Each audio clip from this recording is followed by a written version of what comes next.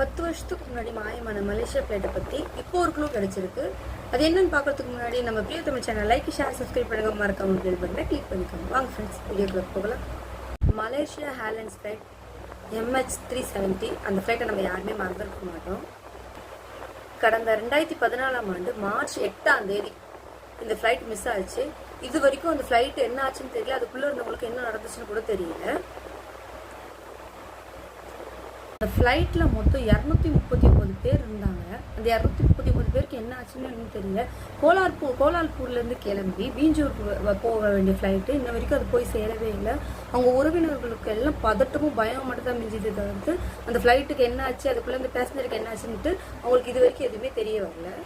இந்த ஃப்ளைட்டு 2014ஆம் ஆண்டு மாயமாயிருக்கு. ஏன்னா தொடர்ந்து 10 வருஷம் 2024 கரெக்டாக 10 வருஷம் கழிச்சு இப்போ அந்த ஃப்ளைட்டை பற்றி ஒரு சின்னதாக ஒரு குழு கிடைச்சிருக்கு. என்னன்னு பார்த்தீங்கன்னா ஹைட்ராலிக் ஃபோன்.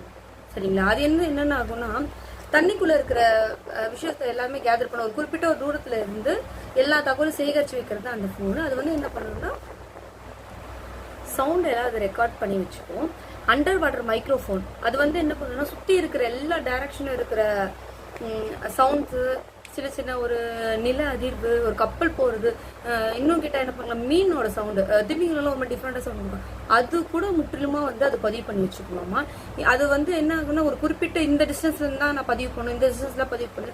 அது ஒரு இடத்துல இருக்குதுன்னா அது சுற்றி இருக்கிற சரௌண்டிங் மேக்ஸிமம் எங்கே இருக்கோ அது ஃபுல்லாக தான் அது பதிவு பண்ணி வைக்குமா அந்த சவுண்ட் அந்த ஃபோனில் இருக்கிற சவுண்டு.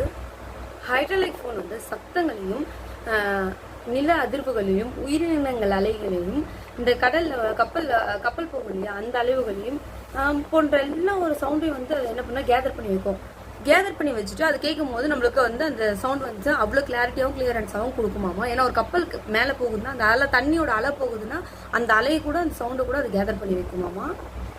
இப்போ இதெல்லாம் கேதர் பண்ணி வைக்குது. இதெல்லாம் கேதர் பண்ணி வச்சுட்டு இப்போ இவங்க என்ன சொல்ல வராங்கன்னா எரிபொருள் தீர்ந்து போயிருக்கலாம், விமானம் தடுமாறி இந்திய பெருங்கடலில் விழுந்திருக்கலாம் அப்படின்னு சொல்றாங்க. ஏன்னா அதோட டேட்டா 6 செகண்டுக்கு அந்த ஹைட்ரோஃபோன்ல ரிஜிஸ்டர் ஆயிருக்கு. அதை வச்சுதான் அவங்க சொல்லியிருக்காங்க. இப்போ அவங்க என்ன சொல்றாங்கன்னா சொல்ல வராங்கன்னா ஆக மொத்தம் இந்த விமானம் தொலைஞ்சு போல கடல்ல தான் விழுந்திருக்குன்னு கன்ஃபார்ம் பண்ணிட்டாங்க. யாரும் இந்த ஃபிளைட்டை ஹைஜாக் பண்ணல அப்படின்னு சொல்லிட்டு தகவல் வெளியாயிட்டு இருக்கு. ஒரு சில கிட்ட ஆய்வாளர்கள்லாம் என்ன பண்ணிருக்காங்கன்னா நாங்கள் இறங்கி தேடுறோம், நாங்கள் பண்றோம், நீங்க எங்களுக்கு அதுக்கு காஸ்ட் கொடுக்க தேவையில்லை அப்படின்னு சொல்லியிருக்காங்க. ஆனால் மலேசியா இருக்க அதிகாரிகள் என்ன பண்ணிருக்காங்க, இன்னும் அதுக்கு அவங்க இன்னும் பர்மிஷன் கொடுக்கல.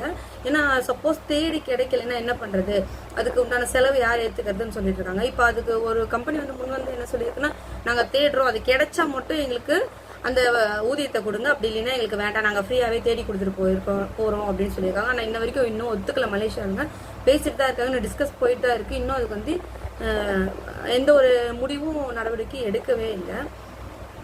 அதுக்கப்புறம் என்னாச்சுன்னா டெக்னாலஜிலாம் நிறைய மாறி இருக்கிறதுனால அதை பற்றி சில தகவலை சேகரிக்கிறதுலாம் நல்ல இன்னும் விஞ்ஞானிகள் இன்னும் ஆர்வமாகவும் இருப்பாங்க, நல்லபடியாக செஞ்சு முடிப்பாங்கன்னு எனக்கு நம்பிக்கை இருக்கு.